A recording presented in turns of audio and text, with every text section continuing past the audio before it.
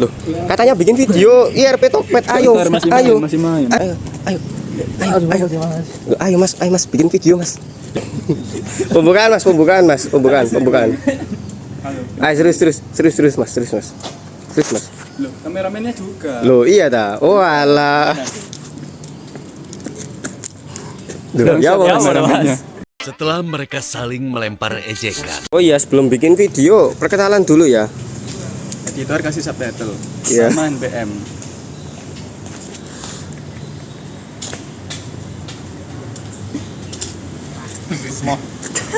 Mau sampai naik tak? Loh, perkenalan. Loh. Wah, jelas ada itu. Oke, jadi di sini saya akan menjelaskan apa itu ERP. ERP atau Enterprise Resource Planning adalah sebuah sistem yang menghubungkan divisi-divisi di perusahaan agar proses bisnis di perusahaan itu dapat digabungkan dalam sistem yang terpadu. Nah, karena di perusahaan ini ada banyak sekali divisi-divisi, maka dibutuhkan sebuah sistem yang dapat digunakan sebagai wadah untuk komunikasi dari divisi-divisi tersebut.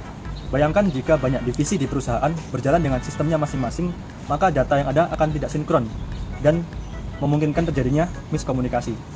Nah, agar tidak terjadi yang namanya miskomunikasi dalam perusahaan tadi, maka hadirlah ERP yang berfungsi untuk mengintegrasikan semua proses bisnis dan data yang ada di perusahaan.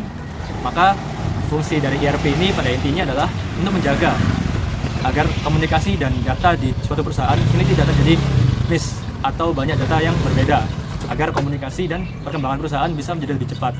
Dan ERP ini juga bisa untuk digunakan bagi manajemen untuk mengambil keputusan dengan lebih cepat, karena dalam ERP ini tersedia laporan-laporan dari aktivitas perusahaan yang lebih rinci, lebih lengkap.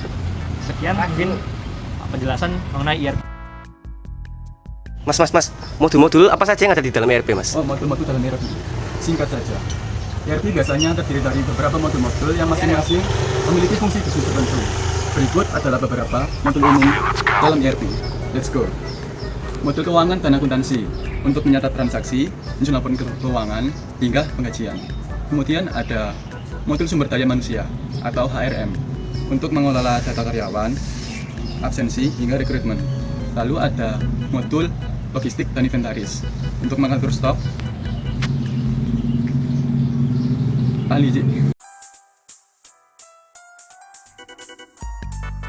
mengatur stok, pembelian, hingga pengiriman barang. Kemudian ada modul penjualan atau CRM untuk memantau pesanan, interaksi pelanggan, hingga interaksi penjualan. Yang terakhir ada modul produksi untuk perusahaan manufaktur. Modul ini mengatur jadwal produksi hingga pengadaan barang. Semua modul-modul ini terintegrasi sehingga data-data antar bagian saling terhubung tanpa duplikasi. Dua lah.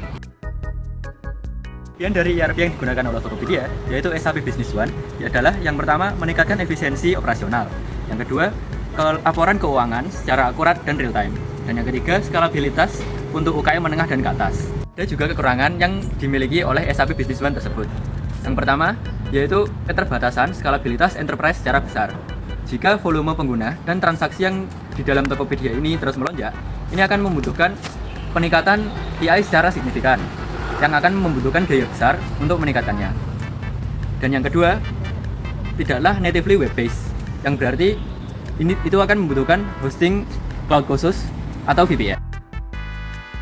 Jadi di sini langsung saja ke bagian yang salah satu bagian yang sangat penting, yaitu bagaimana Tokopedia ini mengimplementasikan ERP-nya. Nah, sini Mas. Di sini Mas.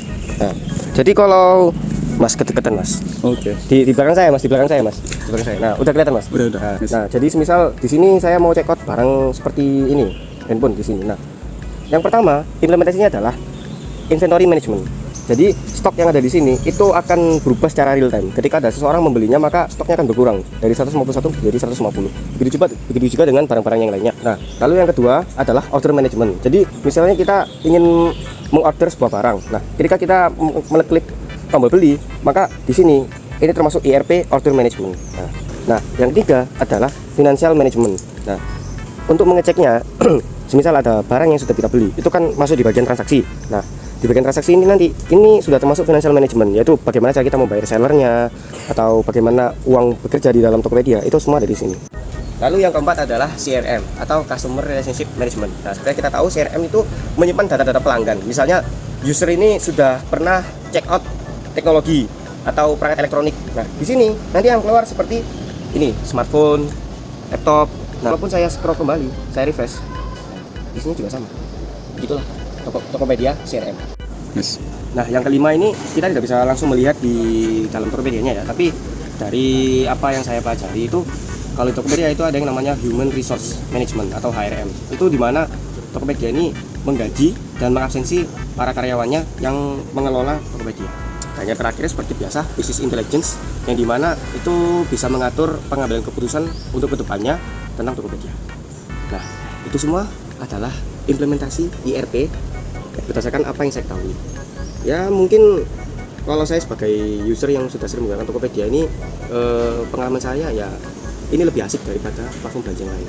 Saya nggak endorse ya, cuma pengalaman pribadi, mau retur barang atau apapun gacor.